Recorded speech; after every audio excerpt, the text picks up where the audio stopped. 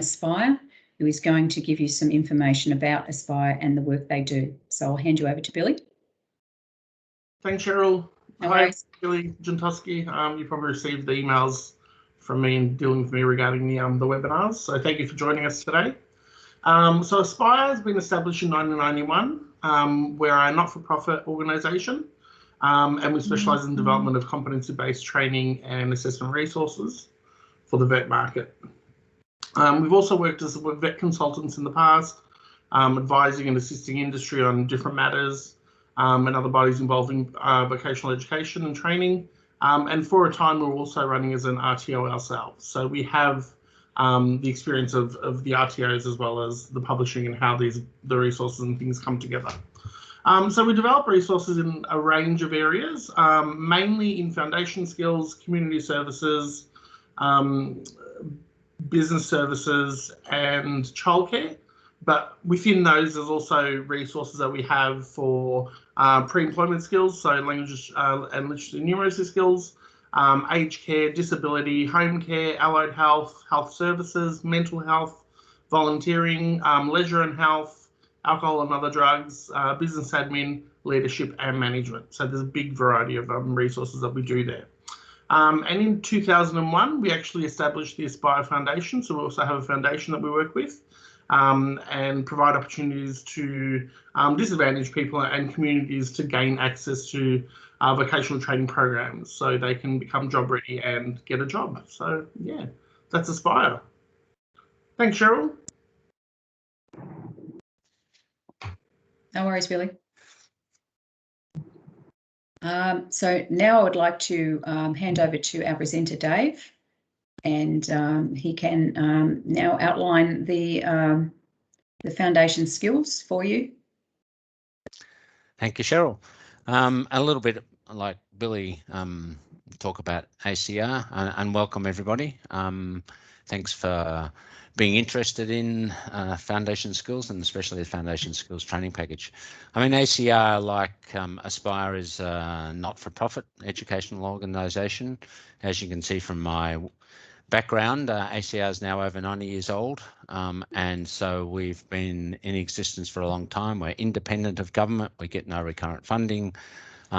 We have offices in most of the capital cities around Australia, and increasingly we have offices overseas in places like Indonesia, in England and places around the world. A lot of our research is related to school education, and we have a relatively small part for ACR that focuses on vocational adult education.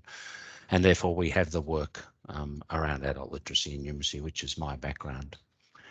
A little bit about me. I started my career as a secondary school maths teacher, but ended up falling on my feet working in TAFE well into last century, and ended up getting my fingers into the adult literacy and numeracy business, and I've been working in that sector for a long time.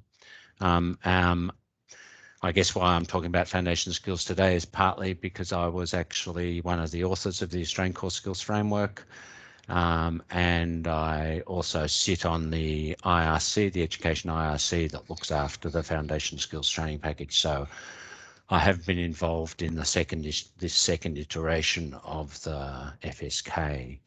But yes, so my background really is in, actually expertise is in adult numeracy, but I've taught adult literacy in both TAFE and in ACE providers around Victoria. So what I'll try and cover today, I mean, we've got until 1:15, so, well, Melbourne time, that is, 75 minutes. There's quite a lot of detail in what's in the FSK, so hopefully I'll get through most of what's in the PowerPoint, but you will be sent a recording of this and also a copy of the PowerPoint and some other materials that I'll refer to throughout the webinar. First of all, very briefly, I just want to quickly talk about why LLN is critical in the 21st century, and sort of challenges and solutions, challenges we face and solutions that we might have, what the FSK is and why it was developed, then have a look at the new FSK, and look at, first of all, some big picture changes in the qualifications, and then have a quick look also at some of the details within some of the units. Obviously, in a short period of time, we can't look at a lot of detail, but hopefully give you a feel for what's in the new version compared to the old version. And then a little bit about using the FSK, and if we've got time, I'll have a little bit of a show you a case study of what I think is a good way to use the FSK. Throughout, I'll give you the opportunity to, every now and then, after I've presented a little bit, for one or two of you to ask a question, either via the chat or putting your hands up. The first thing, can people quickly put their hands up? Click on the hands up button and I'll be able to see it in the participants list if you've used the FSK previously. Looks like most of you have. Yep, quite a good number. So, all right, so we've got a few people who are experienced, but obviously the other people haven't. So there's a few people who are going to see new things, and other people will be being able to compare it with the previous version of the SFK. Okay, so that's my first question. So now you've been need to put your hands down if you've put your hands up for that one. I think it's about 5 people. If you can unhand yourself, if that's the right terminology. Now, I want to also know where we've got people from around Australia. So hands up if you're from the ACT. Have we got anybody from the ACT? Or if you are, yell out, unmute. No. How many people have we got from New South Wales? A few, I imagine. Hands up. 5, 6. All right, hands down from New South Wales folk. How many from the Northern Territory? Anybody from the Northern Territory? No Northern Territorians? Okay, how many from Queensland? The Sunshine State. Warm, hopefully warmer weather up there than it is down here. 1. Any more from Queensland? 2, cool. All right, hands down Queenslanders. South Australians. I know there's a few names that I've noticed from South Australia. 3. Any more South Australians?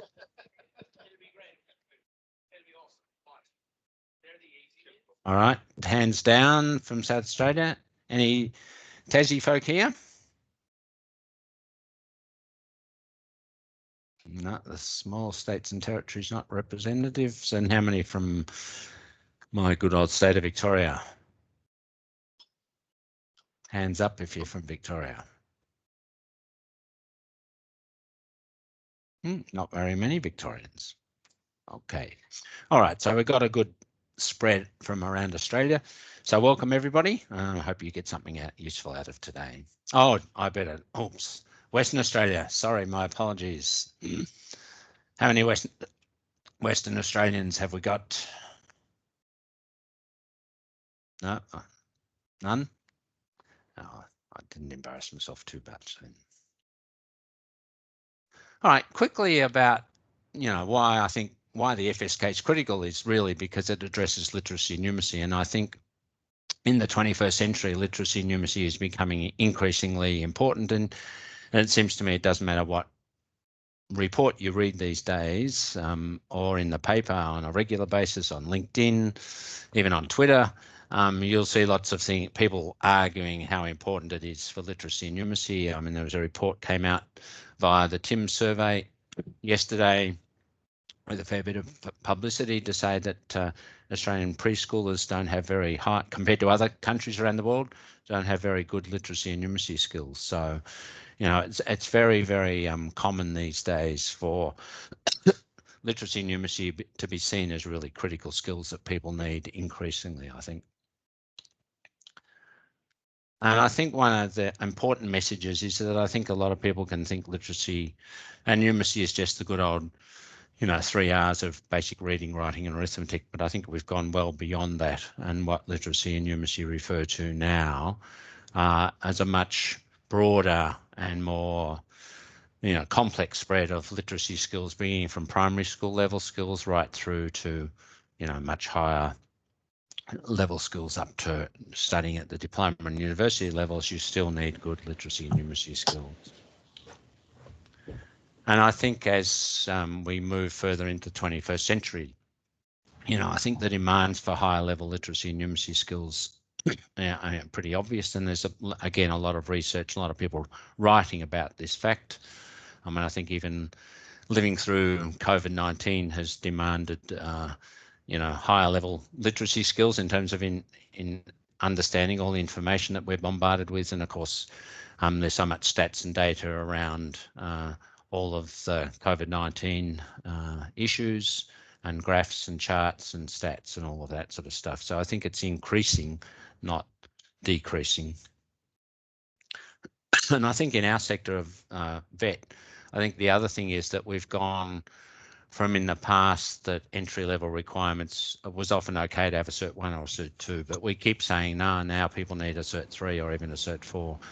And each time we raise that barrier, I think the literacy and numeracy demands within the vet sector go up as well. So if you don't have good literacy and numeracy skills, then I think the challenge in getting through your qualifications is more significant. I guess the other issue to me is, and this is one of the projects that I've actually worked on myself, is what do we know about the literacy and numeracy skills of adults in Australia? And so these are the results from the last PIAC, which is the Program in International Assessment of Adult Competencies, which basically is a literacy and numeracy assessment and problem solving. And this is the number of adults in Australia who are at the different levels from below level 1 through to level 5. And if you look at the numbers, and this was back from 2011 and 12, so those numbers will have increased by now simply because population goes up. And also there's other evidence to say that Australia is not going in the right direction from PISA and so on. So if you have a look at those numbers there, you can see that at below level 1 on this scale that we have, well over 500,000 adults who are performing at that lowest level, and in numeracy almost twice as many. And that those low levels, like in numeracy, that means that you're very similar to ACSF level 1 and below, where you're only able to handle money and pretty basic mathematics. So it is a fairly significant number of adults. And so overall in Australia, we've got 44% of our adults who are at level 2 or below, and 54% lower, the same levels or lower in numeracy. So there's a 10% more people at the bottom end in numeracy. Yeah. And the gender difference, if there's all this data available, so there's also 10% more women at the bottom in numeracy. So again, there is data about numeracy being a more critical issue in Australia, but come along to my next webinar about numeracy and I'll tell you a lot more about all of that. So I think the stats indicate that really we do need to address literacy and numeracy across Australia, but especially in vet. And so I think, we need to do it because we know that there will be students that are enrolling in our courses that actually have literacy and numeracy problems, no matter what their age, and that there will often be a mismatch between their skills in literacy and numeracy and what we require them to do in our training or when they get out into work. And as I said before, I think there's evidence to say we shouldn't forget the N and LLN. So, what are the solutions that we've got in Australia? Well, we are required to do an LLN assessment of needs in order to, work out which students do need support. In order to offer the support, you also need an accept framework or curriculum or standards, which in Australia we have the Australian Core Skills Framework, the ACSF, to do this. And then there needs to be a set of accessible and targeted LLN support units. And states and territories often have their own specific courses, like in Victoria, we have the Certificates in General Education for Adults. But in terms of vocational and support for students who are enrolled in vocational courses, then we have this course called the Foundation Skills Training Package, the FSK. So why was the FSK originally developed? It really resulted from the predecessor to the survey of called PIAC, which was the Adult Literacy and Life Skills Survey that happened in Australia in 2005 and 2006. And what happened was that the former industry skills councils, which are now the SSOs, wrote this really comprehensive report called No More Excuses that argued that there needed to be better targeted solutions for building the LN skills of workers and vocational learners. And if you haven't seen that report, it's actually really good read. It's a little bit out of date, but I don't think the data has changed significantly. If you haven't ever seen it before, please get in touch with me and I can send you a copy. Unfortunately, it was published by IBSA, and IBSA has changed, and so it's not responsible foundation skills anymore. So therefore, the copy that they used to house on their website is no longer available.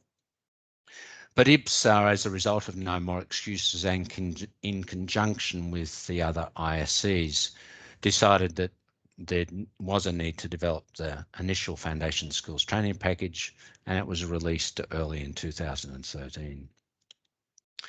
It was aligned and written against the Australian Core Skills Framework, which had only been published in 2012. So there was this, excuse me, pretty critical period where the ACSF was written and soon after the FSK was written.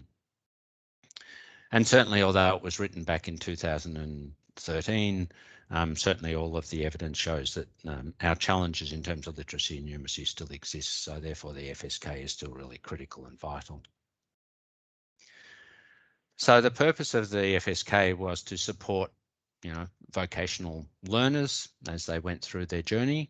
And its main area, I believe, is to try and support learners who have literacy and numeracy challenges when they're actually studying other vocational qualifications.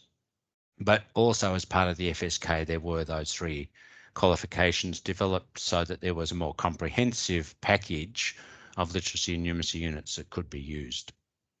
So the Foundation Skills Original Training Package had the 3 Foundation Skills qualifications at AQF levels 1 and 2, and had over 90 separate units of competency. So after about 5 or 6 years, which is usually the recommended time for all training packages to be reviewed, so the AISC endorsed the case for change from the industry reference committee. That was approved in November 2016. So most of the consultations happened over 2017. It was seen that the case for change was consistent with the government's National Foundation Skills Strategy for Adults. So therefore, that was one of the reasons why it was approved. And some of the issues that were identified in the original case for change was that there was a lack of representation of some foundation skills. There were some inconsistencies because of the lack of detail in units and lack of consistency with the ACSF, and that there was duplication of content.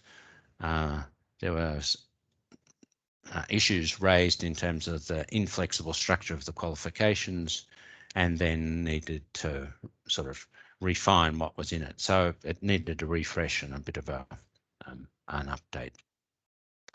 So have we got anybody who was here who actually participated in the FSK review, either went to any of the consultations or contributed to the feedback when, so we got 1 person who's put their hand up. 2, good, Felicia, thank you. I can't see everybody because there's too many people, but yeah, I went to the consultation in Melbourne, where there was about 35 or so people there, so it was actually quite an interesting discussion for somebody who was actually on the IRC. And Warren, I can see that you were also part of that. So the consultation, as with most training package reviews, there were open forums held in most of the capital cities. Then there were webinars for people who couldn't get to those.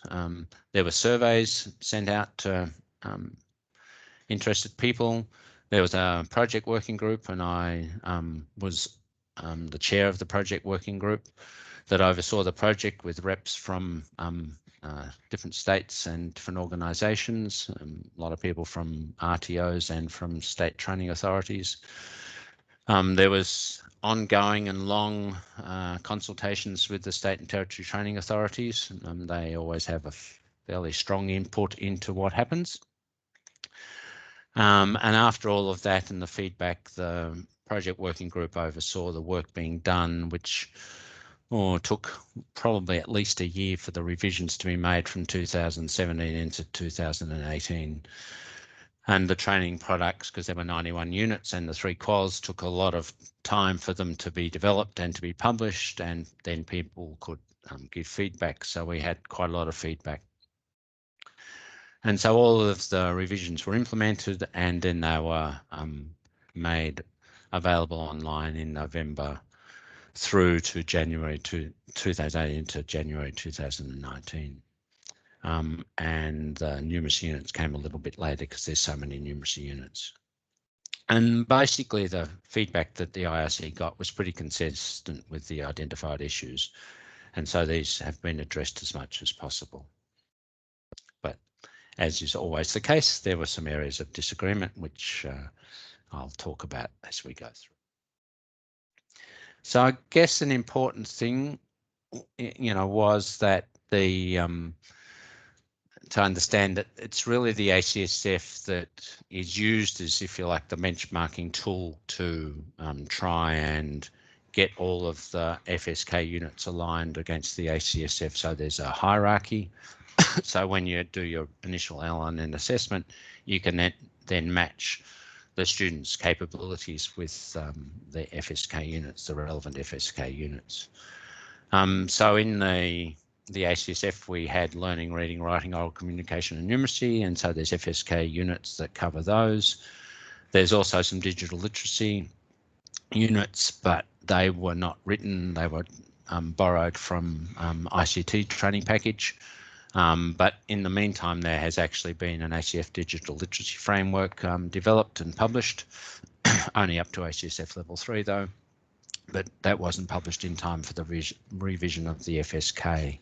So it's highly likely at some stage that those digital literacy units that are in the FSK may well be revised and made more consistent with the ACSF version of the digital literacy skills.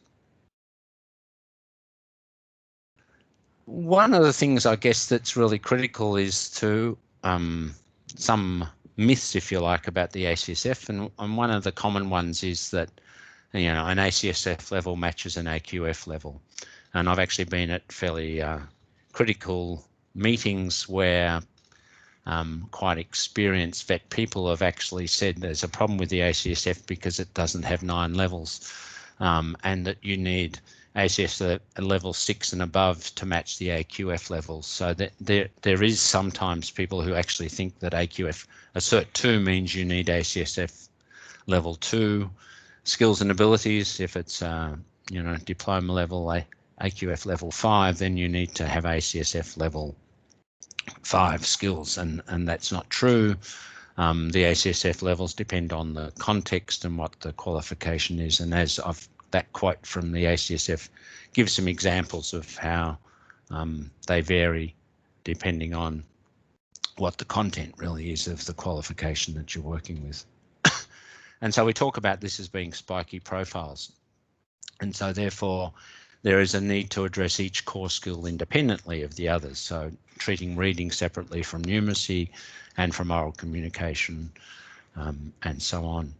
And so the thing to be aware of that, first of all, individuals have spiky profiles, that not everybody's at the same level across all of the core skills. And of course, within the vet courses or qualifications or workplaces, the demands of that qualification will also have different demands in terms of their literacy and numeracy. And so, for example, these are just taken out of the ACSF. That's a profile of a particular individual. So they're at level 4 in learning and oral communication, but they're at level 3 in terms of reading, writing and numeracy. And then you can map that against what the qualifications are. So, this particular one on the right hand side, you can see the demands. It was, I think the mapping was for a Cert 4 qualification, and you can see that they were expected to have ACSF level 4 skills in reading, writing, oral communication and numeracy, but only 3 in learning. And you can see that the particular student in this case wasn't as competent in writing, was only at ACSF level 2, and so therefore there was definitely a significant need for improvement in their writing skills, as well as a bit of improvement required in reading and oral communication. So it's this spiky profile that's critical to be aware of, and therefore that's why the FSK has so many units, so that you can pick up the relevant units depending on what the requirements are of the individual student versus the qualification that they're studying. This is an example from ICT of some units out of the ICT training package, where you can see that the spiky profiles in terms of the demands in terms of reading, writing, oral communication, numeracy and learning vary within each of the units. So within each of the units of a qualification, there will be variation in what the literacy and numeracy requirements are.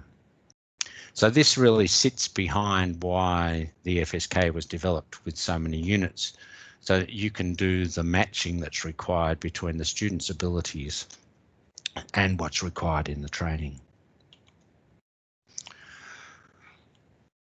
All right, in a couple of slides, I think I've got time for some questions. So I know I'm getting through a lot of content here, but hopefully I can answer any questions that are coming up. And I think Billy and Cheryl are keeping an eye out on any questions in the chat that you might want to put. So I want to start by looking at the big picture before I look within the units. So the FSK version 2 was released on the 14th of November 2019. Everything's available on training.gov.au. 3 qualifications were all updated.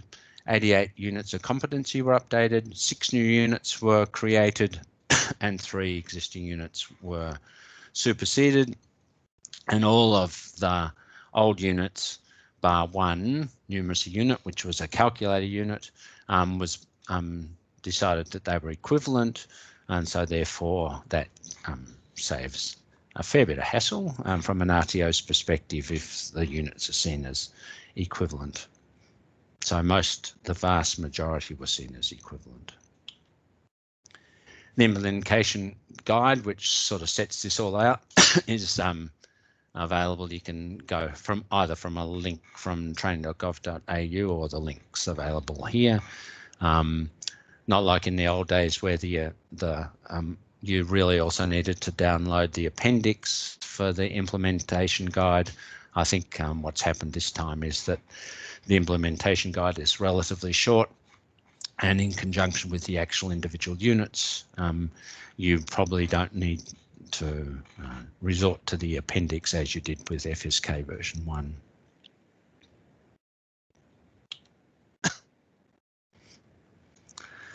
So the 6 units of competency that were created, the new ones, there was 2 in numeracy, both of those about probability and chance. There were a number of people who through the consultation said, why aren't there any units that cover chance at the ACSF levels 3 and 4? So they were added in. There was, again, quite a lot of agreement that there was some aspects of learning and problem solving strategies that weren't included in the original FSK. So those 3 units covering ACSF levels 1, 2 and 3 were added in, and also there was 1 extra unit added in for oral communication. But again, this was as the result of feedback from the consultations. Excuse me, Dave. Yep. We've got a question from Warren Smith asking, yep, will there be a digital literacy qualification or more developed to do what the FSK qual did for learning and numeracy, literacy and numeracy? Sorry. Yeah, that's a good question. I mean, at the moment that the ACSF digital literacy is really only being sort of promoted through the Skills for the Future program and the C program. So my feeling is that the acronym really has gone from LLN to LLND. Some people are now talking about L&DE with employability skills on the end. So I think it's probably highly likely that we will see more development in that space. And I mean, to me, in terms of the foundation skills, I think it would make sense, first of all, to complete the job of writing the ACSF, excuse me, the ACSF digital literacy and extending it to ACSF levels 4 and 5. So hopefully, I know the authors of that, their friends and colleagues that are pushing the government to fund them to write ACSF levels 4 and 5. So hopefully if that happens, then the FSK would be expanded to include more digital literacy units. There's only 3 at the moment at sort of approximately ACSF levels 1, 3 and 5. So hopefully we could also develop them at levels 2 and 4. So hopefully that will happen. But, you know, this is often all dependent on what governments fund and what their priorities are. So I'm not sure I've answered your question, Warren, but I would hope that this will happen over the next year or so. And I think with also in our sector with online learning, I think in terms of just the demands, in terms of negotiating and working much more online than we ever used to, it's probably a need for trying to move into that and document it and have more units. And I'm on the IRC, so it's certainly something that the IRC is aware of, and would be doing that once the ACSF digital literacy is sort of finalised. Oops, did I talk about that one? Yep, I've done that one. So the changes to the qualifications. So the 3 qualifications were changed significantly. And so, you know, from the Cert 1 in skills for vocational pathways through to the Cert 2 in skills for work and vocational pathways. So they were changed significantly, mainly in terms of the packaging rules. And so therefore, because the structure was changed, they are not equivalent. So you would have to get those added to your scope explicitly in order for that to happen. So, you know, what were the key changes and why were the changes made to the qualifications? I think partly because people found them that, you know, there was some flexibility, but there were a lot of core units. And so they, you know, was felt that it was better to make the whole qualifications more flexible because the purpose of the FSK is to target the cohort of learners that you're actually working with. And so sometimes they may predominantly have problems with reading and writing, for example, and not much of an issue with numeracy or vice versa. And so therefore there wasn't, you always had to cover a range of reading, writing and numeracy units. So hopefully it was to make it more flexible and target the learners more explicitly. And so therefore, you know, it is about trying to make it flexible so it's in your hands so that you can make the decision about what units are required for the particular cohort that you're working with. But, you know, you can always keep delivering, if you've been delivering it, any of the qualifications previously, you can keep delivering it using basically the same set of units if you want to. So, you know, it's flexible in that way. You can continue to deliver as you were, apart from having to get them on scope. And the whole idea was to make them more flexible.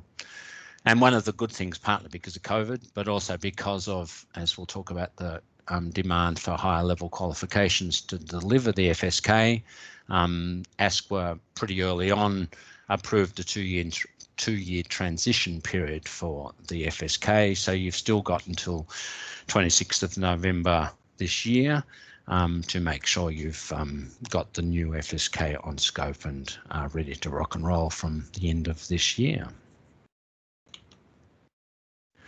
So I'll work my way through each of the qualifications quickly, and remember you'll get a copy of the PowerPoint later, so there's a lot of detail here.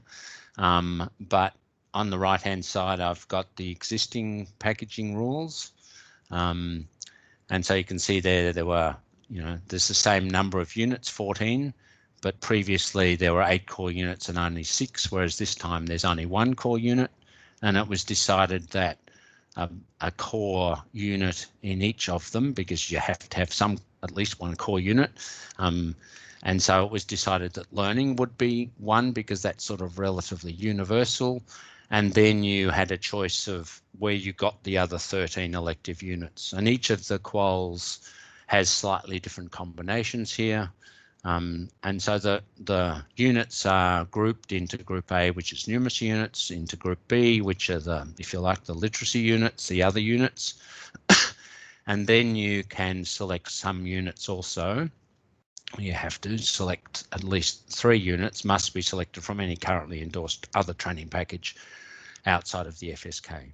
And so you can, as you can see, that the whole point there is you need to decide what are the units that are the most appropriate to use for your cohort, what the backgrounds are, what the skills are of the students that you're working with, and what the qualifications are that they may be moving forward into. So it is all about flexibility, and that was really one of the key pushes behind the changes to the qualifications. The other thing probably worth commenting here was that in this certificate, Certificate 2 at ACSF Level 3, you will find a lot more reading, literacy and numeracy units, because it also includes the ACSF Levels 4 and 5 units. And so in the previous, or the first version of the FSK, there were issues in terms of getting the required units onto scope, because there was all of the non-core units were called orphans, I think that's what they call them, and so you had to make the decision about which units you might use and get each of them individually added to scope. So if you actually get this qualification onto your scope, you have all of the ACSF levels levels 3, 4 and 5 automatically onto your scope. So if you get the 3 quals onto scope, then you basically have the 91 units all ready to pick and choose from without having to decide in advance which units you might use. So that was one of the other feedback. There was some criticism that having orphans training package units was a difficulty from a compliance perspective. So this is the ACSF Level 2 qualification, excuse me, Certificate 1 in Skills for Vocational Pathways. So not as many units of competency, so same total number of units as previously. Again, the ACSF Level 2 Learning unit is the core, and then you can select 10 elective units. Again, you can select them from numeracy if required. You must have some from reading, writing, oral communication, learning and digital technology, and then 2 units from non-FSK training packages. I'll just let you have a bit of a look at that while I have a drink of water. Give my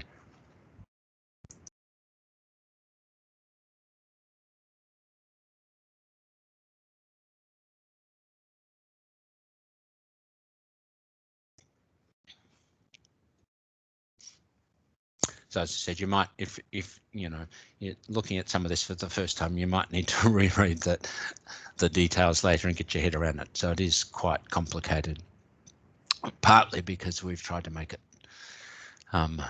more flexible in the first version. And this is the ACSF Level 1 qualification, same number of units as the ACSF Level 2, and similar packaging rules in terms of where you can choose your units from.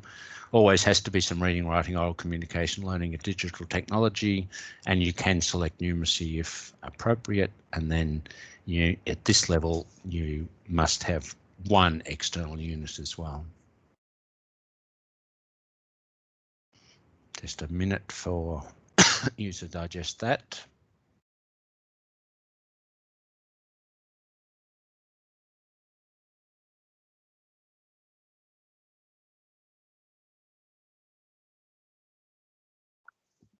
I think it's only a couple of slides forward before I've got a break where people can ask some more questions if there are burning questions that you've got.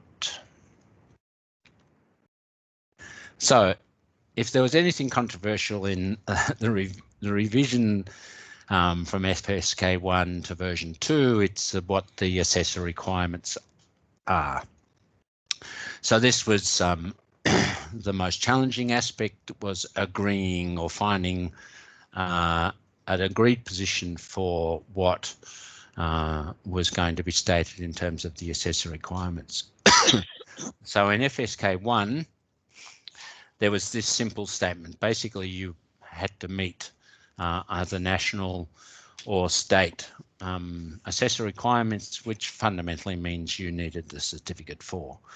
And that, as well as that, you needed to have some expertise in the contextualization of whatever the core skill was: numeracy, reading, oral communication. So, you know, so the statement was pretty minimal. Oh yeah, I can now. Okay, you can hear. All right. And so that was the statement. So there was a lot of discussion and argument, and a lot of what's the political word I can say? There was quite a lot of pressure to up the ante in terms of what the assessor requirements were. So this is the revised assessor statement. So there was the argument to leave it as it was. That is, you basically need Cert 4 and some experience in the ACSF core skill, through to arguments to say that you needed to have a degree or a graduate diploma, at least in adult language literacy and numeracy. So there were the two extremes, which was leave it as it was, minimal, through to requiring to have at least a graduate diploma, if not a university qualification in adult language literacy and numeracy. From a very pragmatic perspective, and especially from RTOs who dealt with Indigenous learners in the Northern Territory in particular, were very vocal to say that if the latter was introduced, that they wouldn't have any trainers who could actually teach their students. And so the IRC and the project working group tried to come up with a compromise. So the compromise was that you still had to meet whatever the standard state or national requirements are in AQTF terms, or whatever your state authorities, like in Victoria and in WA, still have to meet the requirements of the state authorities. Secondly, that you should have sound knowledge of the ACSF and still have that expertise and skills in numeracy or reading. So that's the first three are very similar to what the previous requirements were. And so the thing that has changed is that the minimum that has been requested of assessors and trainers is that they actually have the foundation skills skill set from the TAE. Or if you already have a higher level education qualification, for example, the graduate diploma of adult language literacy and numeracy practice that exists, or a Bachelor of Education graduate certificate from like Charles Sturt Uni or Charles Darwin in Northern Territory. So there are other qualifications around that. Education qualifications would also meet that requirement. So those are the assessor requirements.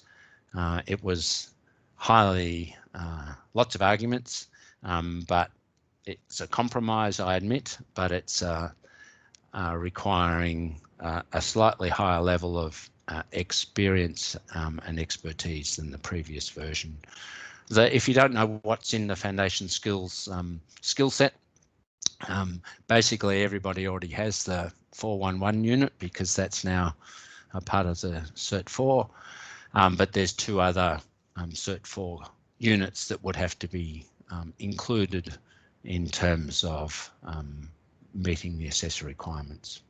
So that certainly is a significant change, and that was one of the reasons that the IRC argued for a 2-year transition period, so people had time to actually get that skill set if you needed to. Okay, so a little bit of time there's a lot that I've covered already. So if anybody's got any burning questions, put your hand up, and maybe Billy or Cheryl can tell me who they are, or or they can unmute themselves to ask the question. So anybody got any comments that they want to make, or yeah, ask a question?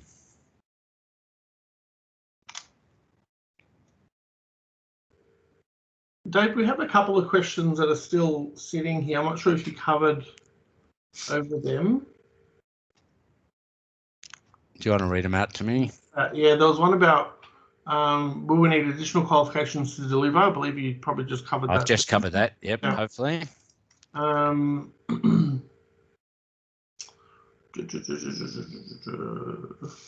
didn't see, so Warren, yeah, so if that question from Warren, so if those IC students are no longer available, then the IRC will have to replace them. So yep. So we'll I'll take that to the next meeting of the IRC. Yep. And then there's the question there from Helenka about students who've done the CEP certificate in education proficiency units, yeah, and are now doing either FSK 10119, 10209, or 20119. Can we use any of those CEP units as electives for the FSK course? If so, how many? I must admit I don't know about what that certificate is, but I assume it's probably a state-based one or something.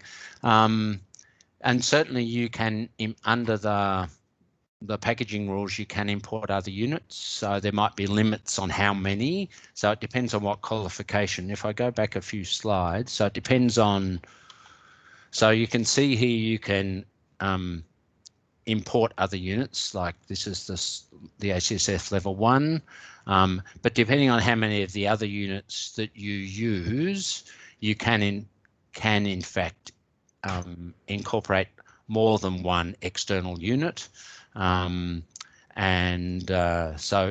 so I think that is feasible that you can do that, but you'd have to then have a look at how many units you can use all up, and they would have to probably be not duplicating any of the units that you've already selected. So that last little clause about the elective unit, so you just have to make sure you're not sort of double dipping to a certain extent, but making sure that if they've done those units or are doing those units as part of the CEP, then make sure you don't use units that cover the same territory. Hopefully that answers your question. Anybody else got another question they want to ask?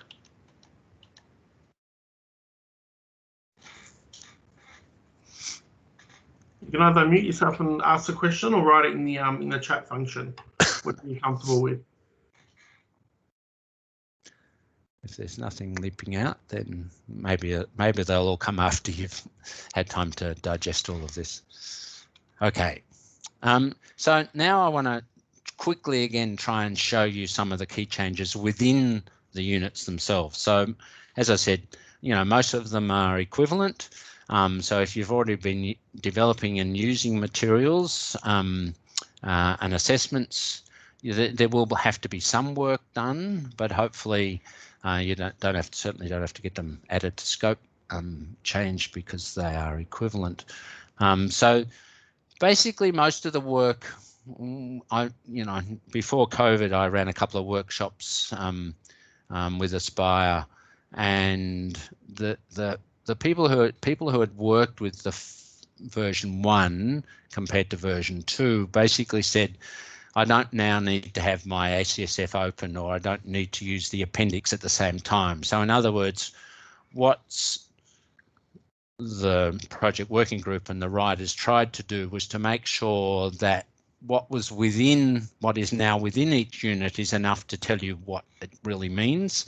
I mean, some of the workshops that I've done over the last 5 or 6 years, I was mainly around numeracy in different states around Australia, but the misinterpretation of what ACSF level or what the numeracy and maths was for a FSK unit varied enormously. So I'd say, for example, if there was a unit written at, for example, ACSF 2 or should have been at ACSF 2, I would find some trainers who were actually teaching the maths content at ACSF level 3 or down at 1. So there was quite a lot of variation because the interpretation was so much up to the trainer unless you got the ACSF out as an extra sort of piece of advice sitting next to you. So basically what's happened is that there has been some refinement and elaborations, and I'll show you some example. Oh, and the other thing I've done, the IRC didn't do this, I did it.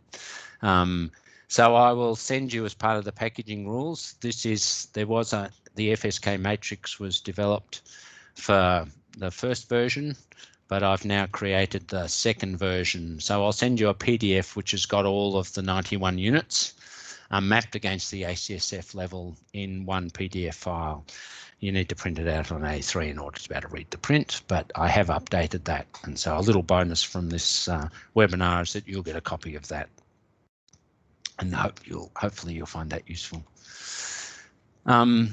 So one of the changes is even in the introduction to each of the units. You'll see I've compared on the left-hand side one of the reading units to its updated unit on the right-hand side.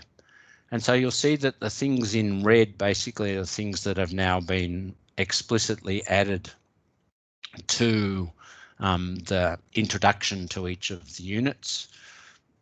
So you'll see here that the first one on the right-hand side, an individual performing these tasks may work with an expert or mentor where support is available if requested, is direct quote from the ACSF about level of support, because that's really critical. So that was missing previously.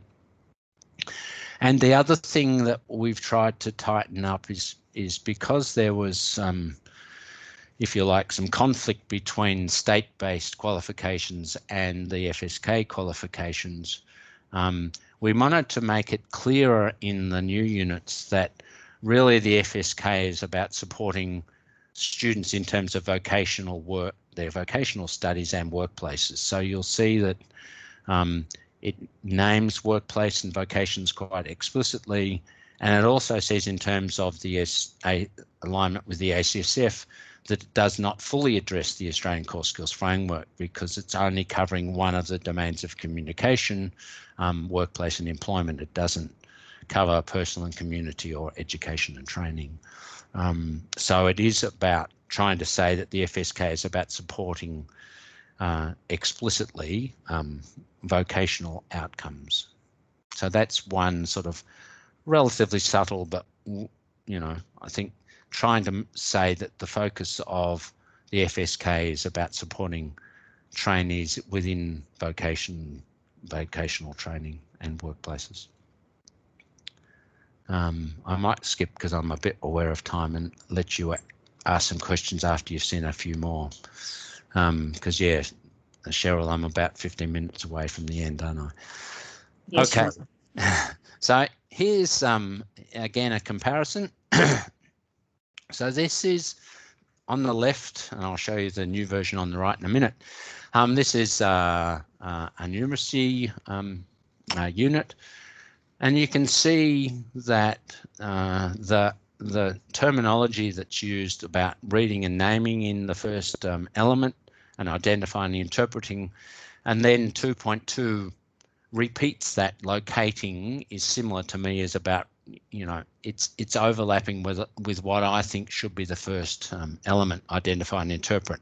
So there were some, if you like, technical problems with how some of the units were written. And similarly, in the performance criteria, there were things like understanding of place value and links between operations, which to me are about those sorts of mathematical statements shouldn't exist in the performance criteria. They should be in the knowledge evidence, because this is some of the, if you like, the formal knowledge that underpins what's actually required in performing workplace task. In terms of performing a workplace task, it's pretty hard to actually find place value in a workplace task. But you actually need to know that the student knows about place value, but that's part of the knowledge that underpins it. And making estimations and checking reasonableness is actually part of element 2, not element 3. So there were some structural technical issues. This is just one that I chose. So when you now look at the new version of that, you'll see that there's more coherence and consistency, I believe, with how it's expressed in the ACSF, but it's trying to overcome some of those issues and contradictions that were in the first version. And here's an example of reading. So you can see, sorry, I'll go back to the numeracy one. So you can see there's similar number of performance criteria, same number of elements. So there still is a consistency. And what you'll find is that some of the performance criteria might have moved a little bit in numeracy from element 3 into element 2. But when you actually come to try and map them and against your assessment task, you'll still find that most of them will be covered anyway. So there will be some tweaking required. Here's a reading unit.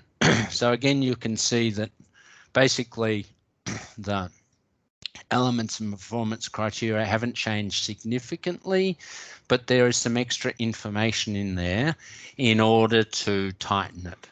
So you can go through and look at 1.1, 1.2, 1.3. They're basically the same, except then there's added in, they've separated out a little bit more some of the thing about audience and purpose and so on. So there are some subtle differences, but they're not holus bolus big changes. So if you've been using version 1 and you come to use version 2, you just need to look pretty carefully at what some of those changes are. And this also occurs when you look at the performance evidence and the knowledge evidence. And I think probably the more significant change in terms of your checklists and checking that you've covered everything will happen in the knowledge evidence, where there's been this effort to make sure what's in the knowledge evidence spells out what was described in the Australian Core Skills Framework. So you'll see in this reading example that there's a lot more dot points under the knowledge evidence, and that's tightening it in order for it to make sure it is talking about ACSF level 2, and that therefore people aren't going up a level or down a level. So it's using the terminology in the language of the ACSF. Here's a learning one. Again, you'll see here that there's 3 elements that are very similar to each other, and the performance criteria are also pretty similar in structure. But where there were gaps, you can see element 2 has 2 new performance criteria, whereas the other 2 are very, very similar to what they were before.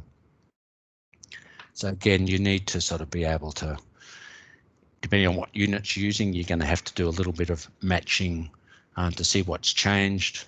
And again, if you then look at the knowledge evidence, you'll see it's the knowledge evidence where there's been more information added in to make it more explicit and match the ACSF.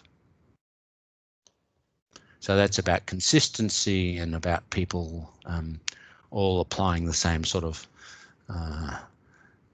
requirements in terms of evidence.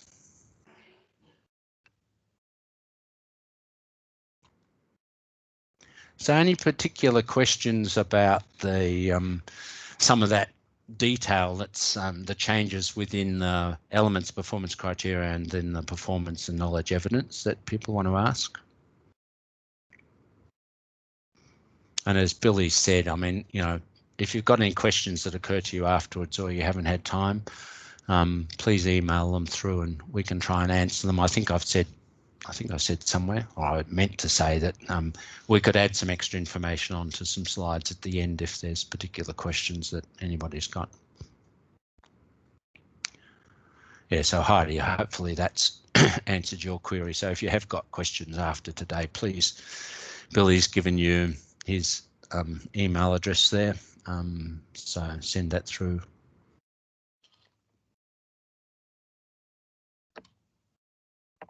Yeah, so, and people will get a copy of the PowerPoint, a copy of the audio recording, a copy of that FSK matrix, and anything else I think of. David, we just got a question from Alison Parker. Yep. About that. Yep. I mean, it was basically that it was about the use more of it's an ACSF level 3 unit off the top of my head. And so the existing unit sort of implied that it was a lower level unit.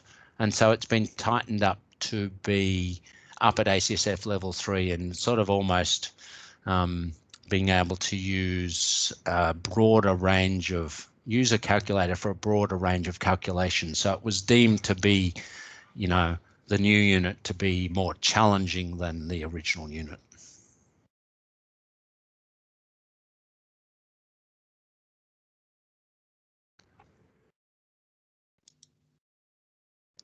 All right, I might keep moving because I am aware that we've only got not that long to go, and maybe leave a minute or two for questions at the end.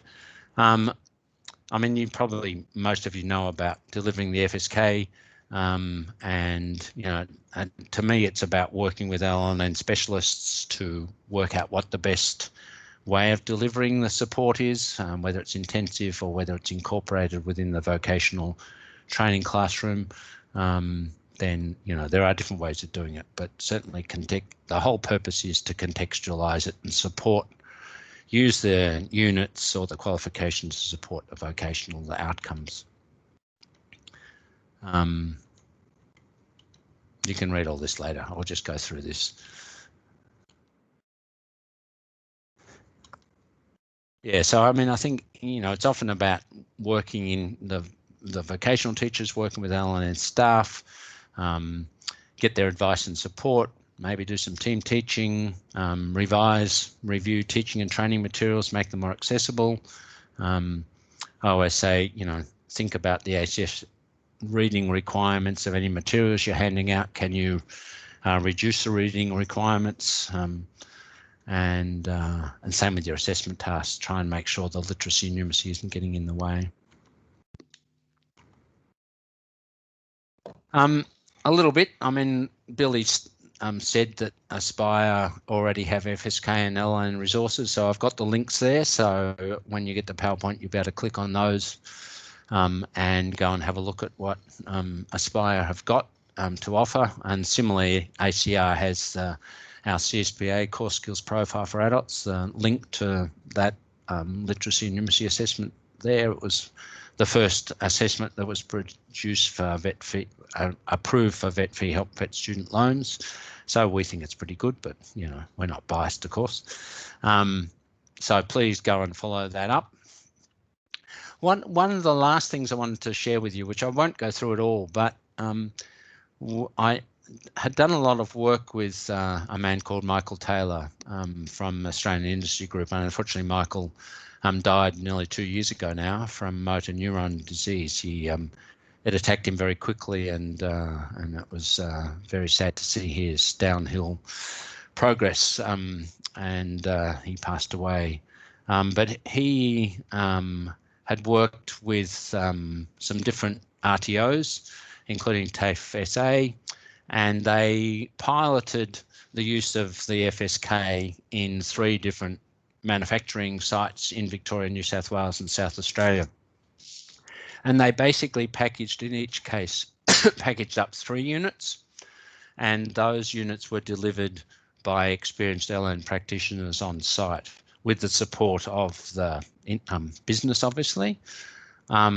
But there's quite a nice little short report about this little project. But I think it's a nice way, and you can have a look at the units if you are interested in the report that was selected. So it's a way of showing that I think even outside of our traditional vocational training, that, you know, go and approach some local industries and say, you know, we can work with you. We've got the FSK, and we can package up 2, 3, 4 units to support your learners improve their literacy and numeracy skills, depending on what the requirements were. But it's really, really nice little model of how this can work in a non-traditional sense. So the report, Michael used to come and present with me and go through this in much more detail than I am now.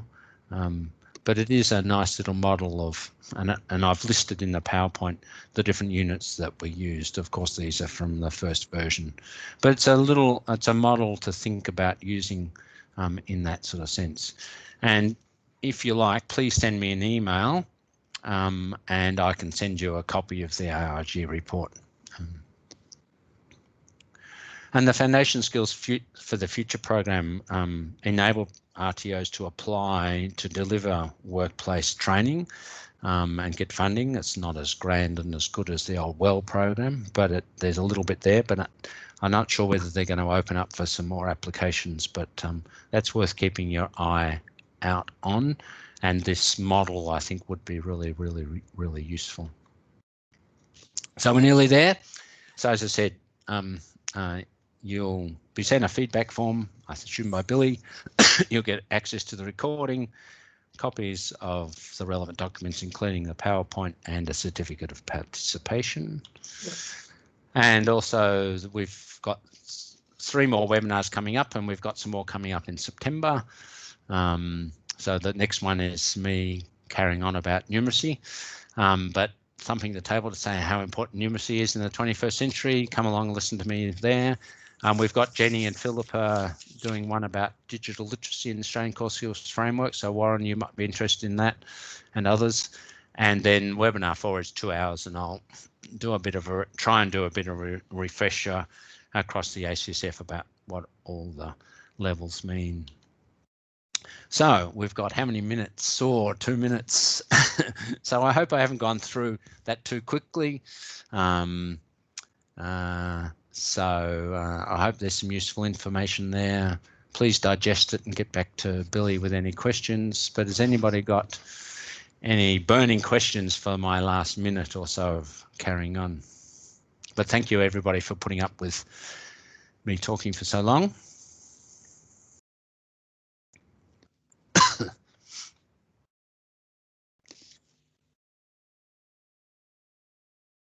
There was a question here, Dave. Will people with only skill set quals be able to assess for all levels? Some of the other guys have chimed in here, but maybe if you want to answer that. I mean, I think that's covered under some of the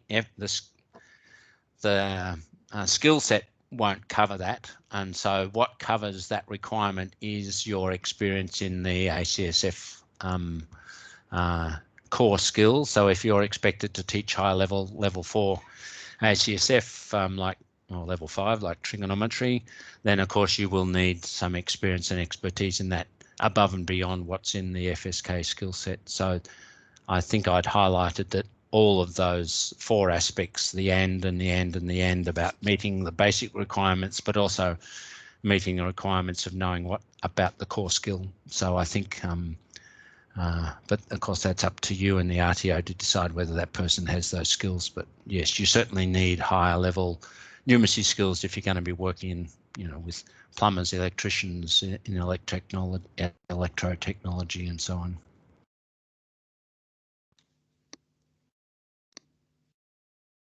Well, no more burning issues. Oh, Warren's got his hand up. Yeah, go on, Warren. Oh, thanks, Dave. Look, just on that issue, no doubt you'd worked with ASQA, and just having experience sounds quite loose, and ASQA don't seem to be all that loose. Are they happy with teaching calculus with nothing?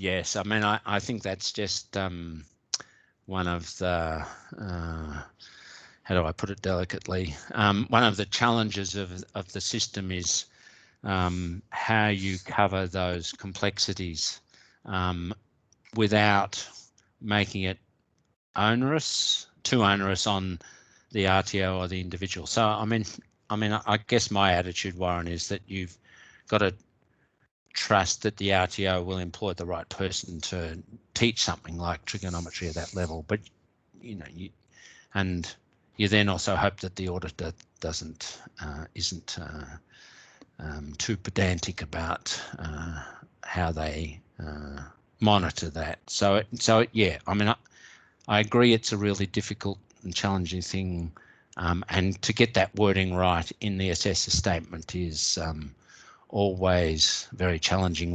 We probably went through 30 or 40 iterations of those dot points, and we saw one version in some document put out by somebody where they hadn't got the level of indents right within that, so that stuffed it up even more. So it's tricky, and I don't think there's this a simple answer apart from hoping that people take it on board. I mean, basically what we're trying to say is not anybody can teach foundation skills, and think about who it is that teaches the foundation skills. And at least by doing the foundation skill set, you learn a little bit more about literacy and numeracy. Has there been a precedent? Did ASQA ever look at anyone delivering the higher ACSF quals and units in the last 7 years? Probably not. Okay, that's all good. Yeah. Well, thank you. Not good, but yep. Thank you for the questions. All right, then maybe, yeah, so luckily, yes. If you've done maths units at uni, you're probably okay. All right, thank you very much, everybody. It's a few minutes over, and hope you got something out of it. And I think, as I always say, second to parenting, being a teacher, or educator, or training is the most important job in the world, and yet teaching and training are not as valued as highly as they should be, and there should be more investment in supporting teachers and trainers. Whoever's going to do that, I do not know, but yeah, it's thank you for participating and good luck with your very important work. Thank you very much. See you, folks. Thank you, everybody. Thank you. Thank you. Thank you. Bye.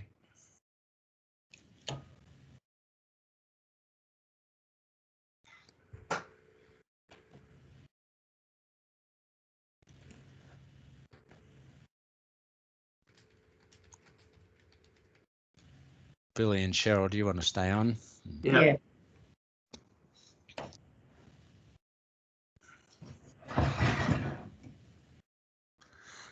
Turn my mic off and have a drink.